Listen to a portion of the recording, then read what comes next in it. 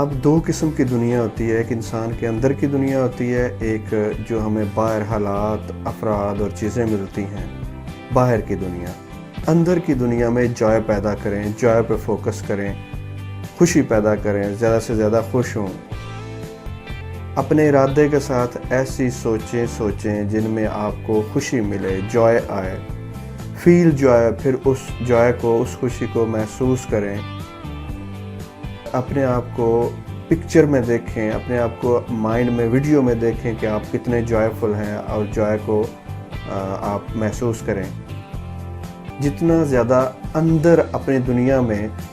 Joy کے ساتھ آپ کنیکٹ ہوں گے، خوشی پیدا کریں گے، جتنا زیادہ اندر کی دنیا میں، آپ کی ساری دنیا چینج ہونا شروع ہو جائے گی۔ باہر کی دنیا، آپ کے باہر کی دنیا چینج ہونا شروع ہو جائے گی، اور وہ ریفلیکٹ کرنا شروع کر دے گی اس جوائے کو۔ اندر کی دنیا میں جب جوائے آئے گا، جب خوشی آئے گی،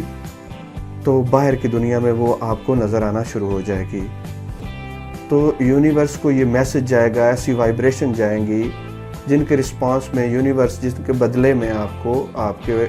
ارد گرد، آپ کے آس پاس ایسے لوگ لانا شروع کر دے گی، ایسے لوگ، ایسے افراد اور ایسے حالات لے کے آئے گی جن سے آپ کو جوائے ملے۔ یعنی اندر کی دنیا چینج ہوئی، اندر کی دنیا پہ آپ نے کام کیا، آپ کو جوائے ملا،